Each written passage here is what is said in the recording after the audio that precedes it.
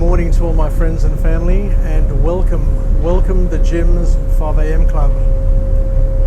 As you can see here, I'm on a ferry. I'm on a Manly ferry, heading off from Manly and heading back to Sydney, to Circular Quay. It's Saturday, it's overcast, it's wet.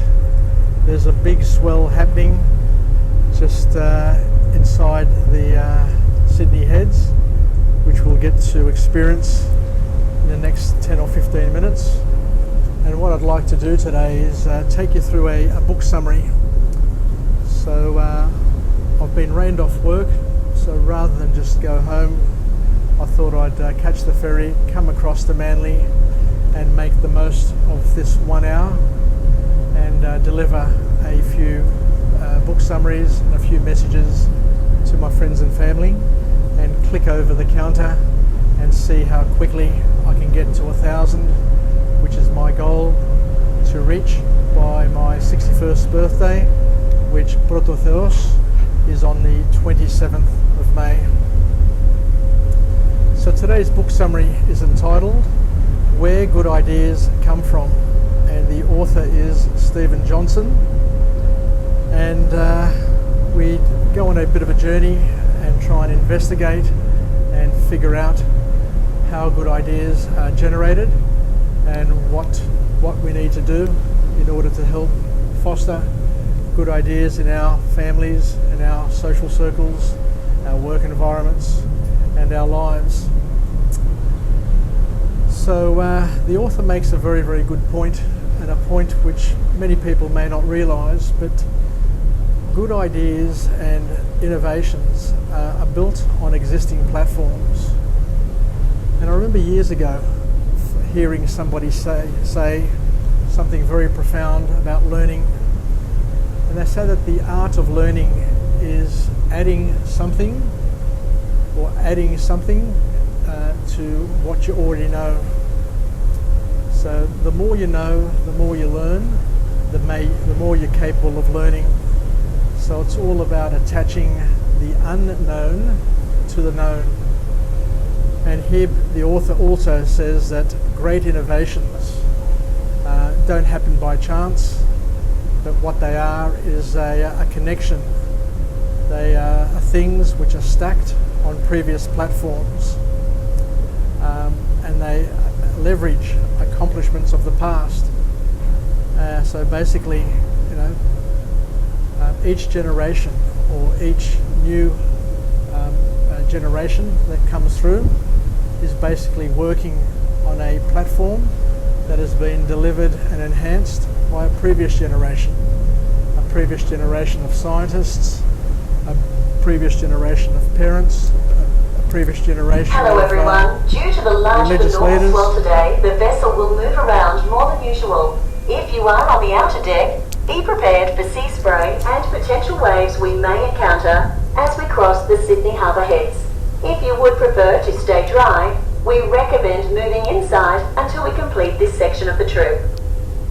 There you go. So the warning's out, but we're going to stay out here and make the most of this journey. So basically what we're saying is that innovation, major breakthroughs are in one way basically stacked on previous platforms, just like Twitter was stacked on the internet. So if we didn't have the internet, then we wouldn't have had Twitter, we wouldn't have had Instagram, we wouldn't have had Facebook. So one is stacked upon the other, and so there's a mother and father of all innovation, and that's the innovation which happened before that. So each step of the way, we add to the masterpiece, so to speak. So one way of looking at it is that innovation is where one person is standing on the shoulders of previous innovators, and it's a compounding effect. 1 plus 1 idea doesn't make 2 ideas. 1 plus 1 idea can equal thousands of ideas, and that's the beauty of the internet, Facebook, Instagram, Twitter, that you can reach 3.5 billion people throughout the world and leverage off all of the best minds, regardless of geography, regardless of time zone. You have the ability to capture and harness the opportunities that exist all over the world. And just talking about that, a lot of people that I know are just amazed how that within 9 months we can come up with half a dozen or so independently developed COVID-19 vaccinations. And the reason for that is that when you get the whole world focusing on a solution with billions of dollars made available for research and development and the prestige that goes with it, it's quite easy to quickly come up with solutions based on previous solutions, because the COVID-19 vaccination is not made from scratch, but it's made from previous innovations, from previous learnings that scientists have been able to develop over time. And no doubt there'll be other great advantages and innovations that will come from all of this innovation that we've done now in 2020, 2021 with the COVID-19 vaccination program that is run concurrently throughout the world. So it's important to be able to facilitate lucky breaks. And the way we do this is by sharing our ideas with others in a physical or intellectual space. And this is where Twitter, Facebook, the internet, all of these networking platforms are very, very good. There's a lot of rocking and rolling here, so I'll just continue as best I can. So we've got the platforms. We've got platforms that were never available to the ancient Greeks, the ancient Egyptians, Babylonians.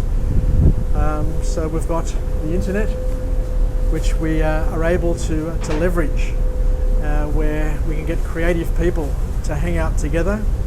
And when you get lots and lots of great creative people hanging out together with necessity as the birthright, then wonderful things are bound to happen. So let me just change page here and just continue this vlog and not get washed overboard.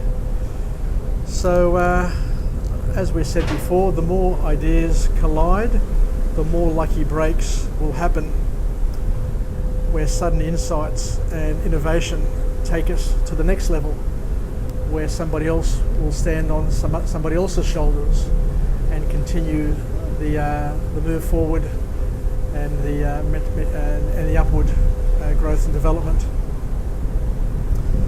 So you see that innovation happens when multiple things happen in parallel, and where things are stacked one upon the other, where we get massive snowball effects, massive compound effects, and massive outcomes.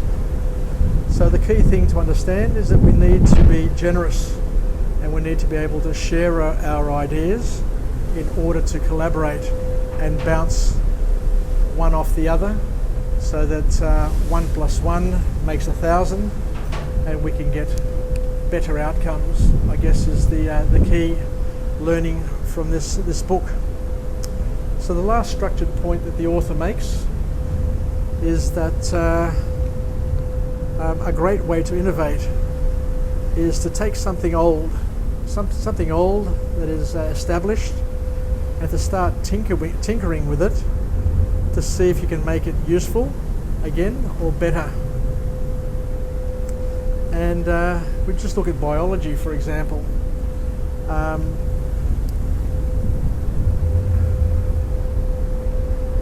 In biology, they say that feathers, and it's called exaptation, where feathers were developed to create and regulate body temperature.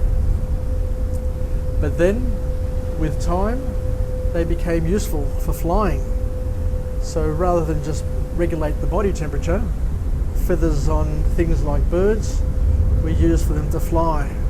So it just goes to show that if you can tinker with something, everything has the possibility of being adjusted and renewed and repurposed to deliver it into something which will solve different problems and to add value, I guess the best way of describing it.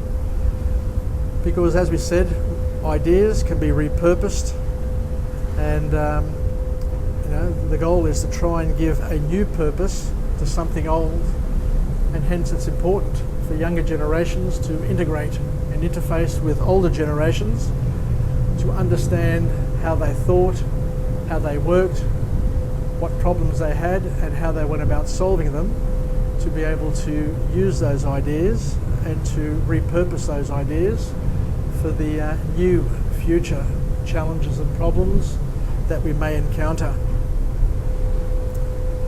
And an example of that is that the wine press, I didn't know this, and I learnt this when I read this article. The wine press was originally a wine screw used for pressing grapes, but it was repurposed and created competition and collaboration in order to create the first printing press, which created an enormous amount of knowledge transfer and was able to change the way we learn, the way we work, and the way we live. Just going to show you that just tinkering with things and repurposing them can have a massive impact and can translate into massive wealth to those who make the most of it and are able to embrace it. So let's finish off with a positive affirmation. I'm finishing up with this book. We've just gone through the heads. It wasn't as bad as the way out when we were coming out, but I'll be heading back home shortly and kicking off my weekend. But thank you for joining me on Jim's 5am Club for this book summary entitled Where Good Ideas Come from Stephen Johnson. And let's finish off the positive affirmation. Positive affirmation. I'm alive, I am well, and I feel absolutely great. To my friends and family, stay connected, stay reasonable, stay relevant, and most importantly, be generous with your ideas. Share as much as you can with those around you. Learn how to collaborate, learn how to bring teams together, and learn how to tinker with things, with old things, and try and repurpose them to deliver solutions for the problems that we currently have and future problems that we may face. So once again, thank you. And on this wet Sydney day, on Sydney Harbour, I wish you all the very best for the weekend. It's the weekend leading into the Greek Independence Day celebrations, which will happen on Thursday. Wishing all of my Greek Orthodox friends and all my Greek friends happy Independence Day, Zito Eleftheria, and we'll chat again throughout the day, throughout the week, and I look forward to delivering more vlogs, more Jim's 5am clubs over the weekend, so we can get to that magic 1,000 mark and beyond, hopefully. So take care, Philakia from Jim, and we'll chat again shortly. Bye for now.